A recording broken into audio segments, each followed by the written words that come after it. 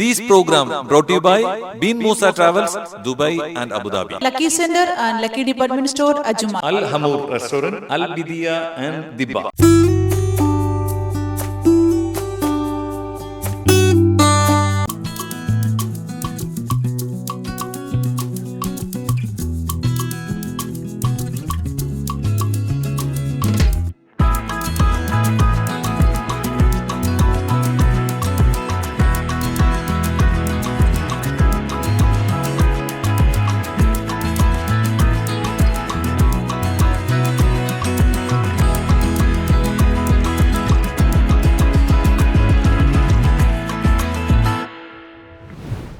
നമസ്കാരം.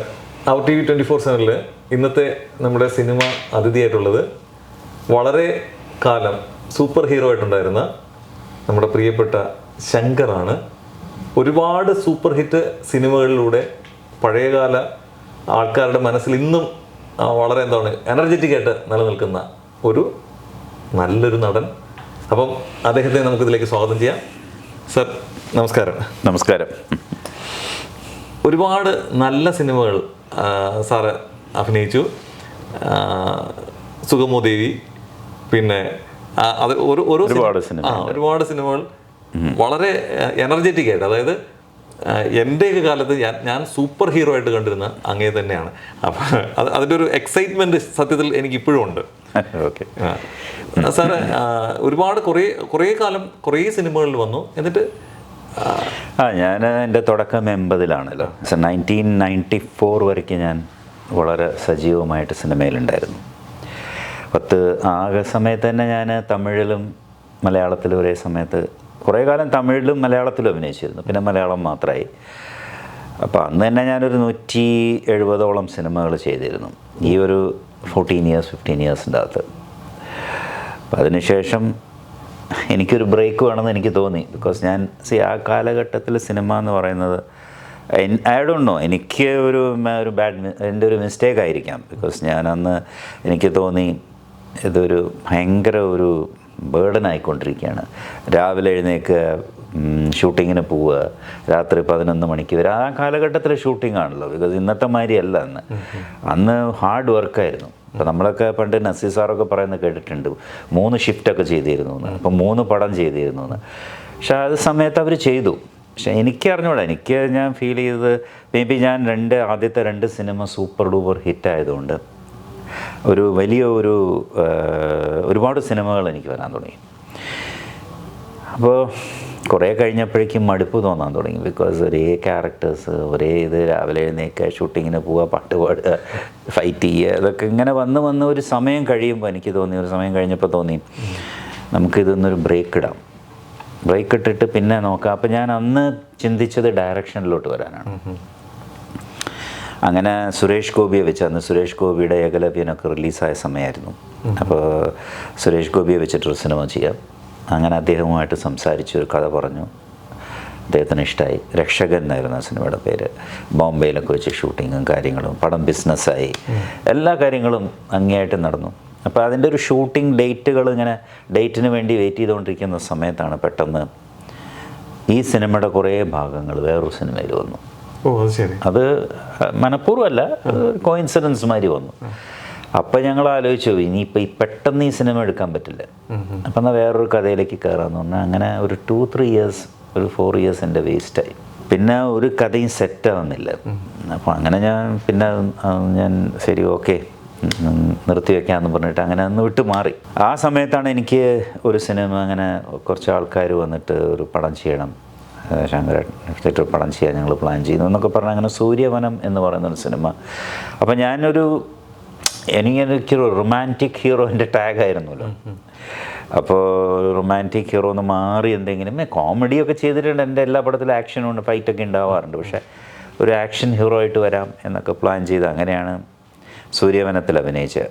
ആ പടം നല്ല ഇനീഷ്യൽ കളക്ഷനൊക്കെ ഉണ്ടായിരുന്നു. പക്ഷേ അത് നമ്മൾ വിചാരിച്ച സിനിമയായിരുന്നില്ല, അതുകൊണ്ട് അത് അത്ര സക്സസ് ആയില്ല. പക്ഷേ അതിന് ശേഷം ഞാനൊരു 3-4 സിനിമ, ഇപ്പോൾ മമ്മി സെഞ്ചുറിയുടെ ഭദ്ര, പിന്നെ ഫയർ എന്ന് പറഞ്ഞൊരു സിനിമ, അങ്ങനെ മുരളിയുടെ കോമ്പിനേഷനിൽ ഭദ്രയിൽ വിനയപ്രസാദ്, ഞാനും ജഗദീഷും സലീം കുമാറൊക്കെ കൂടി അഭിനയിച്ചൊരു സിനിമ.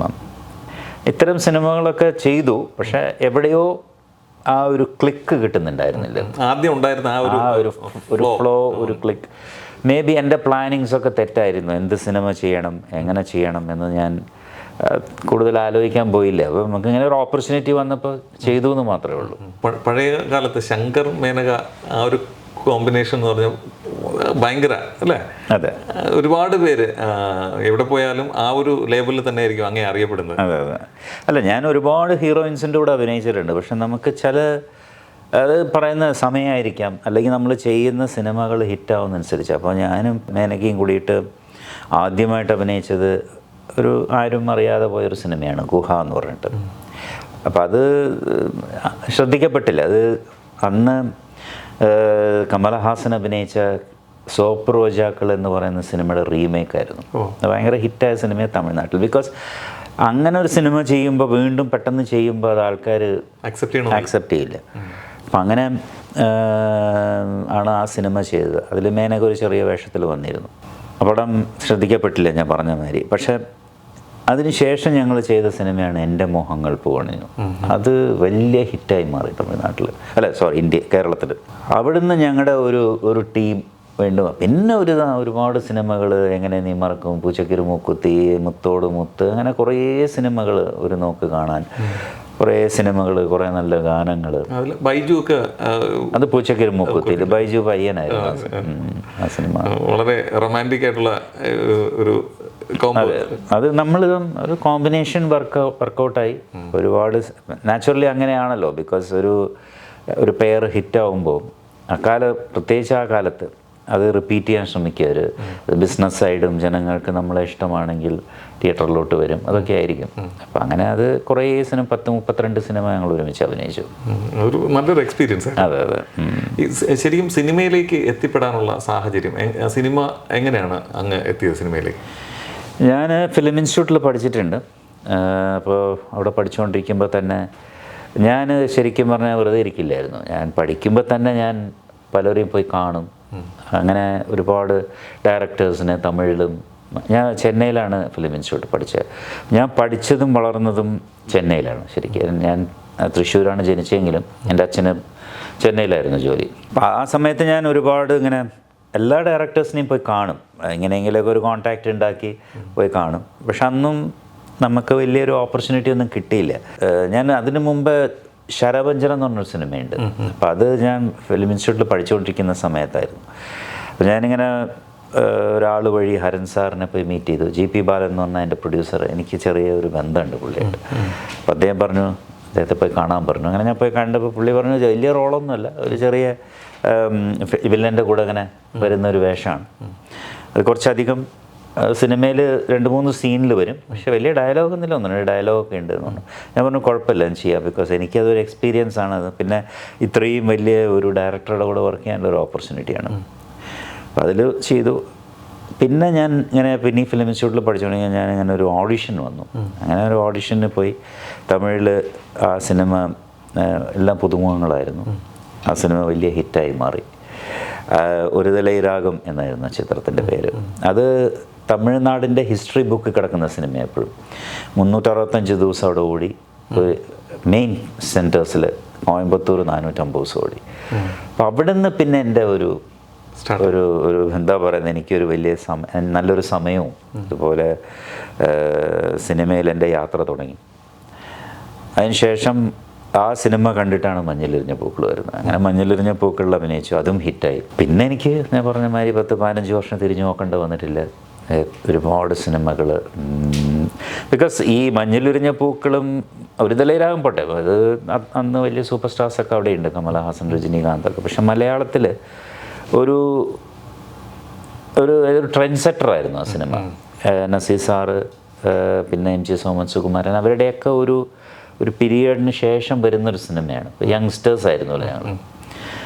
അപ്പോൾ ആ സിനിമയുടെ സക്സസ് എനിക്ക് ഒരുപാട് സിനിമ മലയാളത്തിൽ വന്നു. അത് ഇങ്ങനെ അഭിനയിച്ചുകൊണ്ടിരുന്നു. ഞാൻ പറഞ്ഞ മാതിരി 27 പടം, 28 പടം, 26-27 പടങ്ങളൊക്കെ ആയിട്ട് ഇങ്ങനെ വർഷം ചെയ്തുകൊണ്ടിരുന്നു. അങ്ങനെയാണ് എനിക്കൊരു മടുപ്പ് തോന്നാൻ തുടങ്ങിയത്.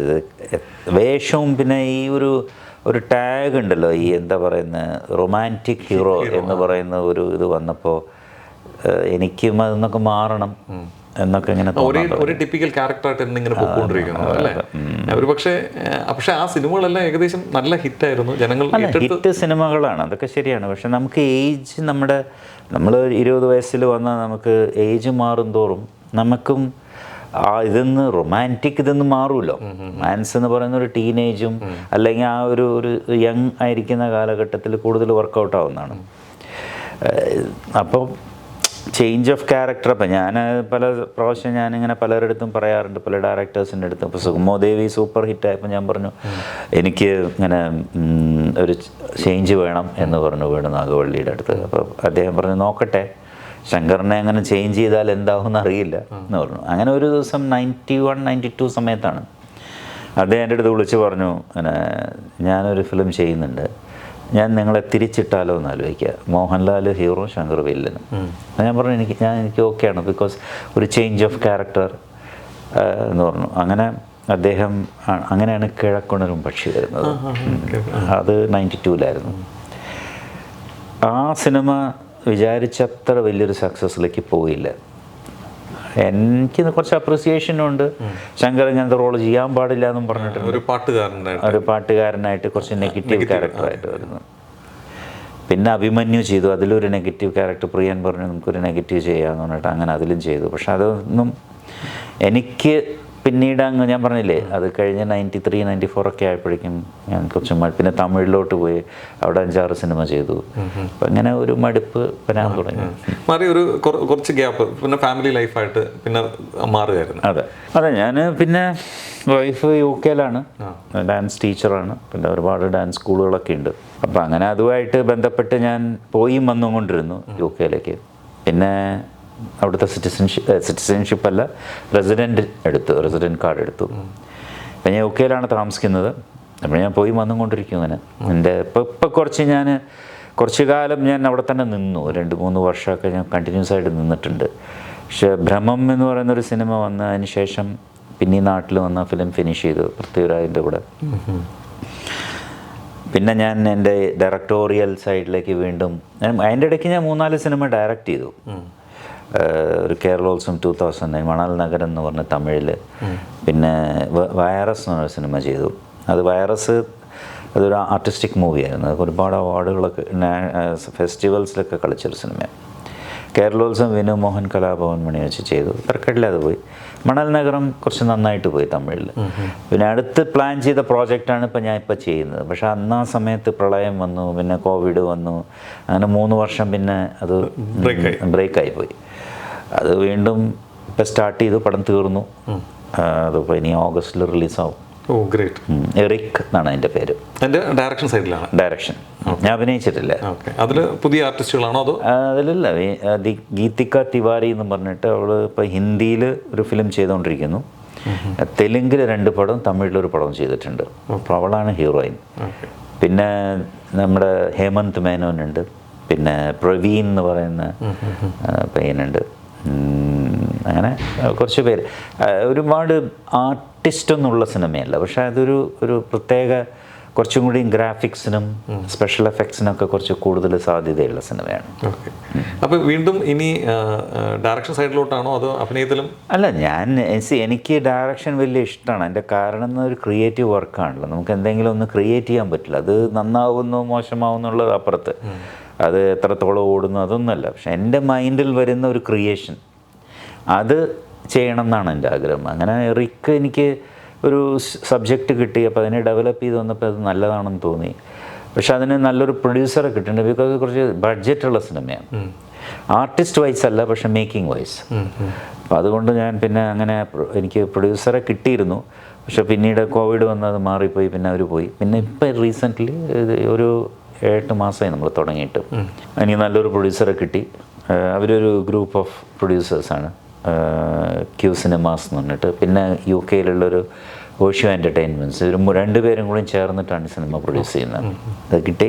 പിന്നെ അതിൻ്റെ ഗ്രാഫിക്സ്, അത് ഷൂട്ടിംഗ് കഴിഞ്ഞ ഡിസംബറിൽ ഷൂട്ടിംഗ് കഴിഞ്ഞതാണ്. പക്ഷേ ഗ്രാഫിക്സ് വർക്ക് കുറേ സമയമെടുക്കുന്നു. അതിപ്പോൾ നടന്നുകൊണ്ടേ ഇരിക്കുകയാണ്. അപ്പോൾ അതിപ്പോൾ ഓൾമോസ്റ്റ് കഴിഞ്ഞു. ബാക്കി വർക്ക് എല്ലാം നടക്കുന്നുണ്ട്. ഇപ്പോൾ ഒരു മാസം കൊണ്ട് എൻ്റെ ഫസ്റ്റ് കോപ്പി ആവും. ഓഗസ്റ്റിൽ റിലീസ് ചെയ്യാനാണുള്ള ഓക്കെ, ഗ്രേറ്റ്. കേരളത്തിൽ അതിപ്പോൾ തമിഴും മലയാളവും കന്നഡവും തെലുങ്കും ഹിന്ദിയും കൂടിയാണ് ഞാൻ പ്ലാൻ ചെയ്യുന്നത്. 5 ലാംഗ്വേജ്. 5 ലാംഗ്വേജ്. പിന്നെയും പറയാൻ പറ്റില്ല, ബിക്കോസ് ഇപ്പോൾ സിനിമ അങ്ങനെയാണല്ലോ, ഇപ്പോൾ ഡബ് ചെയ്യാലോ. പിന്നെ ഈ സിനിമ ലണ്ടനിലും പിന്നെ ഞങ്ങൾ ഒരുപാട് സെറ്റൊക്കെ ഇട്ടിരുന്നു. അപ്പോൾ ഇതിനകത്തൊരു കൾച്ചറോ അങ്ങനെയൊന്നുമില്ല. ലണ്ടനിൽ നടക്കുന്നൊരു കഥ. അപ്പോൾ ഏത് ഭാഷയിൽ വേണമെങ്കിലും ഡബ് ചെയ്യാം. മലയാളമാണ് അതിൻ്റെ ഒരു മെയിൻ. മലയാളത്തിലാണ് നമ്മൾ എടുത്തിരിക്കുന്നത്. പക്ഷെ അതിപ്പോൾ എല്ലാ സിനിമയും അങ്ങനെയൊക്കെയാണല്ലോ, ഒരു ഭാഷയിലെടുക്കും. പിന്നെ കുറച്ച് ഇംഗ്ലീഷും ഉണ്ട് ഇതിൽ, ബിക്കോസ് ഇതിൽ 3 ഇംഗ്ലീഷ് ആക്ടേഴ്സും ഉണ്ട്. 3 ക്യാരക്ടേഴ്സിൽ വരുന്നുണ്ട്. സ്വാഭാവികമായിട്ടും അവിടുത്തെ ബാക്ക്ഗ്രൗണ്ടിൽ വരുമ്പോൾ നാച്ചുറലി അത് വരുമല്ലോ. പിന്നെ ഇപ്പം മലയാള സിനിമയിൽ തന്നെ ഈ പറയും പോലെ മൾട്ടി ലാംഗ്വേജ് കയറി വരുന്നുണ്ട്. അതെ. ഇപ്പം മലയാള സിനിമ എന്ന് പറയുന്നത് ഇപ്പം എവിടെയോ പോയി നിൽക്കുക, ഒരു ഡിഫറെൻ്റ് ആയിട്ടുള്ള സബ്ജക്റ്റുകൾ. പിന്നെ ജനങ്ങളത് സ്വീകരിക്കുന്നുണ്ട്. ബിക്കോസ് പണ്ട് തിയേറ്ററിലോട്ട് വരാൻ ഇടക്കാലത്തൊക്കെ വലിയ ബുദ്ധിമുട്ടായിരുന്നു. പക്ഷെ ഇപ്പോൾ ആൾക്കാർ നല്ലതാണെന്ന് കേട്ടാൽ തിയേറ്ററിലോട്ട് വരുന്നുണ്ട്. ഇപ്പോൾ കേരളത്തിലൊക്കെ വലിയ മാറ്റം. പിന്നെ കുറച്ചൊക്കെ പുറത്തോട്ടും സിനിമ നന്നായിട്ട്, ഇപ്പോൾ UK തന്നെ ഞാൻ ഒരുപാട് മലയാളം സിനിമയ്ക്ക് പോയിട്ടുണ്ട്. 30 പേര് 40 പേരൊക്കെ കാണുള്ളൂ തിയേറ്ററിൽ. പക്ഷെ ഇപ്പം അത് മാറി ഫുൾ ഹൗസിൽ പോകാൻ തുടങ്ങി. എന്ന് വെച്ചാൽ ഒരുപാട് മലയാളികൾ ഇപ്പോൾ അവിടെ വന്നു UK, പ്രത്യേകിച്ച് യൂത്ത്. അപ്പോൾ അത് വന്നു കഴിഞ്ഞപ്പോൾ യൂത്തൊക്കെ സിനിമയ്ക്ക് വരാൻ തുടങ്ങി. അതുമാതിരി യൂറോപ്പിലും അമേരിക്കയിലും എല്ലായിടത്തും ഇപ്പോൾ മലയാളി ക്രൗഡ് കൂടി. അപ്പം അതുകൊണ്ട് നല്ലൊരു ഗൾഫിൽ വേറൊരു പ്രത്യേകത ഉണ്ട്, അറബ്സ് വരെ മലയാള സിനിമ കാണുന്നുണ്ട്. അതെ, ആ ഒരു പ്രത്യേകത. ഇപ്പം നല്ല ടെർബോ മലയാളത്തിൽ സൂപ്പർ ഹിറ്റ് ആയിരുന്നു. അതിപ്പം അറബിക് വേർഷൻ ഡബ് ചെയ്ത് അറബിൽ തന്നെ വരികയാണ്.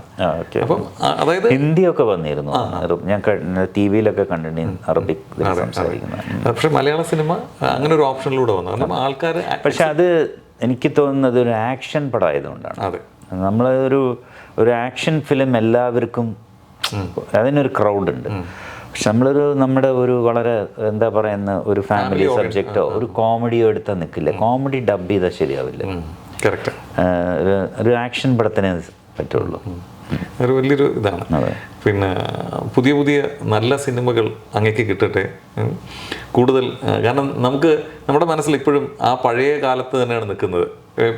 വീണ്ടും ഈ പറയും പോലെ റൊമാൻറ്റിക് ഹീറോ അല്ലെങ്കിലും നല്ല ക്യാരക്ടറുകൾ കിട്ടി കൂടുതൽ സിനിമയുടെ ഭാഗം. അതാണ് ഞാനും ശ്രമിക്കുന്നത്. ഇപ്പോൾ 1-2 സിനിമ വന്നിട്ടുണ്ട്. ഇപ്പം അങ്ങനെയാണല്ലോ, ഇപ്പോൾ ഏത് പടം ഓടുന്നത് എന്താണെന്നൊന്നും. ഇപ്പോൾ മലയാളത്തിൽ വന്ന പല സിനിമകളും ഇപ്പോൾ നന്നായിട്ട് ഓടുന്നുണ്ട്. വലിയ ആർട്ടിസ്റ്റൊന്നും ഇല്ലാത്ത സിനിമകൾ, മീഡിയോക്കർ ആർട്ടിസ്റ്റുള്ള സിനിമകൾ, അങ്ങനെയുള്ള സിനിമകളൊക്കെ ഓടാൻ തുടങ്ങിയപ്പോൾ പലരും ഇങ്ങനെ അപ്രോച്ച് ചെയ്യുന്നുണ്ട്. പക്ഷെ എനിക്കൊരു പ്രോപ്പർ എൻട്രിയാണ് വേണ്ടത്. അപ്പം ഞാനതിങ്ങനെ നോക്കിക്കൊണ്ടിരിക്കുകയാണ്. നല്ലൊരു കഥ. അപ്പം ഞങ്ങളുടെ തന്നെ ഇപ്പോൾ പ്രൊഡക്ഷൻ ഉണ്ട്. അപ്പോൾ ആ പ്രൊഡക്ഷനിലോ അല്ലെങ്കിൽ എന്താ വെച്ചാൽ കുറച്ച് നമ്മൾ ഇൻവെസ്റ്റ് ചെയ്ത് സിനിമ ചെയ്യണം. അപ്പോൾ എന്നാൽ പിന്നെ ഇന്ന് സിനിമയിൽ പടം എടുക്കുക എന്നുള്ളത് മാത്രമല്ല, പടം എടുത്തതിനെ നല്ലൊരു ഡിസ്ട്രിബ്യൂട്ടർ പുറത്തു കൊണ്ടുവരണം. തിയേറ്റേഴ്സിൽ ആ സിനിമ കളിപ്പിക്കണം. നല്ല പ്രൊമോഷനായിരിക്കണം. ഇതൊക്കെ ഉണ്ടെങ്കിൽ മാത്രം. പണ്ട് നമ്മൾ 3-4 പോസ്റ്ററും അതൊക്കെ ഒട്ടിച്ച് സിനിമ റിലീസായി. ഇപ്പം അതല്ല. ഇപ്പോൾ സോഷ്യൽ മീഡിയ വളർന്നു. അതിലൂടെ അല്ലാതെയൊക്കെ നമുക്ക് ഒരുപാട് പരസ്യം ചെയ്ത് കൊണ്ടുവരാൻ പറ്റും. ആ സിനിമയുടെ ശരിക്കും പറഞ്ഞാൽ കൾച്ചർ മാറ്റി. അതനുസരിച്ച് ഒരുപാട് സിനിമകൾ വിജയിക്കുന്നുണ്ട്. കാരണം എന്താണ് സിനിമ നല്ലതെന്നുള്ള പബ്ലിസിറ്റി പെട്ടെന്ന് സ്പ്രെഡ് ആവും സോഷ്യൽ മീഡിയ കാരണം കൊണ്ട്. പണ്ട് ആ ഒരു സംവിധാനം അല്ല, അത് ഓരോരുത്തരുടെ അടുത്ത് പറഞ്ഞ് വന്ന് കേട്ട് അവർ വരും. ഇപ്പം മഞ്ഞിലെറിഞ്ഞ പൂക്കളൊക്കെ എനിക്കറിയാം. 2ാം വാരമാണ് സിനിമ കയറി ഹിറ്റായത്. ആദ്യത്തെ ആഴ്ചയൊന്നും ആളുണ്ടായിരുന്നില്ല സിനിമയ്ക്ക്. വളരെ കുറച്ച് ആൾക്കാരേ ഉണ്ടായിരുന്നുള്ളൂ. പിന്നെ അത് പറഞ്ഞ് അത് പിന്നെ അതിൻ്റെ പിന്നിൽ വലിയൊരു പ്രൊഡക്ഷൻ കമ്പനി ഉണ്ടായിരുന്നു, നവോദയമാതിരി. അപ്പോൾ അവർക്ക് തിയേറ്ററിൽ ഹോൾഡ് ചെയ്യാൻ പറ്റിയ സിനിമ. വേറെ പലരും ആണെങ്കിൽ സിനിമ തിയേറ്ററിൽ നിന്ന് പോകും. ഈ സുഗമോ ദേവി കാണാൻ പോയിട്ടൊരു എക്സ്പീരിയൻസ് ഉണ്ട്. അതായത് സുഗമോ ദേവി നമ്മുടെ 11 മണിക്കാണ് ഷോ തുടങ്ങുന്നത്. 11 മണിക്ക് ഷോ കാണാൻ വേണ്ടി ആൾക്കാർ 8 മണിക്ക് അവിടെ വന്ന് കാത്തു നിൽക്കുകയാണ്. എന്ന് പറഞ്ഞാൽ ആ സമയത്ത് സൂപ്പർ ഡൂപ്പർ ഹിറ്റാണ്. ഇന്നത്തെ പോലെ നമുക്ക് റിസർവേഷൻ ആ ഒരു സംവിധാനം ഇല്ല. അപ്പം തിയേറ്ററിൽ നേരത്തെ എത്തി ടിക്കറ്റ് എടുത്ത് കാണുന്ന ആ ഒരു എക്സ്പീരിയൻസ് വല്ലാതെ. അതുകൊണ്ട് അതിൻ്റെ 100 ഡേയ്സിൻ്റെ ആഘോഷമൊക്കെ അതൊക്കെ വലിയ ഹിറ്റായിരുന്നു. ഇപ്പം ഞങ്ങളൊക്കെ തന്നെ എത്ര പ്രാവശ്യം നസീർ സാറിൻ്റെ പടവും പിന്നെ അതല്ലാതെ തമിഴിൽ MGR, ശിവാജി ഗണേശൻ, കമലഹാസൻ, രജനീകാന്തിൻ്റെയൊക്കെ പടം കാണാൻ ഞങ്ങളും ക്യൂ ഒക്കെ നിന്ന് ചാടി മറിഞ്ഞൊക്കെ പോയിട്ടുണ്ട്. അത് ആ കാലഘട്ടം അങ്ങനെയായിരുന്നല്ലോ, എല്ലാം നേരത്തെ വന്ന് നിൽക്കും ടിക്കറ്റ് കിട്ടാൻ വേണ്ടിയിട്ട്. ഒരു നല്ലൊരു എക്സ്പീരിയൻസ് ആയിരുന്നു. പക്ഷെ ഇപ്പം സിനിമ വേറൊരു മുഖമാണ്. ഇപ്പോൾ എല്ലാം ഓൺലൈൻ ബുക്കിങ്ങും. അപ്പം നമ്മൾ ഒരു സിനിമയുടെ സക്സസ് നമ്മൾ ഓൺലൈൻ ബുക്കിങ്ങിൽ തന്നെ നമുക്ക് മനസ്സിലാക്കാൻ പറ്റും. ബിക്കോസ് നമ്മളത് ഓപ്പൺ ചെയ്യുമ്പോൾ തന്നെ അതിൽ എത്ര ടിക്കറ്റ്സ് പോയിട്ടുണ്ട് എന്നറിയാം. അതല്ലാതെ വന്ന് കയറുന്ന ഫ്ലോട്ടിംഗ് ക്രൗഡും ഉണ്ട്. അവരും വന്ന് അതിപ്പോൾ ഒരു ലുലു മാതിരിയുള്ളൊരു സ്ഥലത്തോ അല്ലെങ്കിൽ അതുമാതിരി മോളുകളിലൊക്കെ ഷോപ്പിങ്ങിന് വരുന്നവർ പെട്ടെന്ന് സിനിമയ്ക്ക് കയറുന്നവരുണ്ട്. അതുപോലെ തന്നെ പണ്ട് സിനിമാ തിയേറ്ററിൽ എന്ന് പറയുമ്പോൾ 400-500 സീറ്റുകളൊക്കെ മിനിമം ഉള്ള തിയേറ്ററുകൾ. അതിപ്പോൾ മാറിയിട്ട് ശരിക്കും 150-200 എന്നുള്ള അതും വേറൊരു വിജയത്തിന് വേറൊരു കാരണമായി. അതെ. പിന്നെ നമുക്ക് തിയേറ്ററിൽ ആളെ കിട്ടും. പക്ഷെ അത് അങ്ങനെ നോക്കുമ്പോൾ അന്നൊക്കെ ഒരു തിയേറ്ററിലാണ് സിനിമ റിലീസ്. ഇപ്പോൾ എറണാകുളത്ത് ചിലപ്പോൾ ഒരു തിയേറ്ററിലായിരിക്കും പടം റിലീസാണ്. ഇന്ന് അതല്ലല്ലോ, എറണാകുളത്ത് തന്നെ ഒരു 10 തിയേറ്ററിലുണ്ട് പടം. അപ്പോൾ അത്രയും ക്രൗഡും വേണം. അതൊക്കെ എല്ലാം ഓൾമോസ്റ്റ് ഈക്വലാണ്. പക്ഷേ ഇന്ന് എന്താന്ന് പറഞ്ഞാൽ ഒരു സിനിമ ഒറ്റയടിക്ക് സിനിമയുടെ ഇത് തീർന്നു. ബിക്കോസ് പണ്ട് എയിലിറങ്ങി, ബിയിലിറങ്ങി, സിയിലിറങ്ങി വരുമ്പോഴേക്കും ഒരു സമയമെടുക്കും. എനിക്കറിയാം, ഞാൻ മഞ്ഞളിൽ പൂക്കളൊക്കെ ഇറങ്ങി 3 മാസം കഴിഞ്ഞിട്ട് ഞാൻ നാട്ടിലൊരു കല്യാണത്തിന് പോയി. അപ്പോഴും ആൾക്കാർക്ക് എന്നെ അറിയില്ല. ബിക്കോസ് ആ സിനിമ അവിടെ എത്തിയിട്ടില്ല. കേട്ടിട്ടുണ്ട് ഇങ്ങനെ ഒരു സിനിമയെക്കുറിച്ചൊക്കെ എന്ന് പറയും. പക്ഷേ ഞാനവിടെ വന്നു കഴിഞ്ഞപ്പോൾ അവർ ഇങ്ങനെ പറഞ്ഞും കേട്ടപ്പോൾ ശരി എന്നൊക്കെ പറഞ്ഞു. ബിക്കോസ് അവർ പക്ഷെ സിനിമ കണ്ടിട്ടില്ല. പക്ഷെ ഇന്നതല്ലല്ലോ. ഇന്ന് സിനിമ തിയേറ്ററിൽ വരുന്നതിനെക്കാട്ടിലും മുമ്പ് ആൾ ഫേമസായി. ബിക്കോസ് ഇത്രയും സോഷ്യൽ മീഡിയ ഒക്കെ അത്രയും വർക്ക് ചെയ്യുന്നുണ്ട്. ഏതായാലും വളരെ സന്തോഷം അവർ TV 24/7 ഇത്രയും സമയം ചെലവഴിച്ചതിന്. അപ്പോൾ നമ്മുടെ കൂടെ ഇപ്പോൾ ഉള്ളത് നമ്മുടെ പ്രിയപ്പെട്ട ശങ്കറാണ്. കൂടുതൽ നല്ല അവസരങ്ങൾ കിട്ടട്ടെ എന്ന് ആത്മാർത്ഥമായി ആഗ്രഹിക്കുന്നു. Thank you sir. അവർ TVക്ക് എല്ലാവിധ ആശംസകളും നേരുന്നു. Thank U.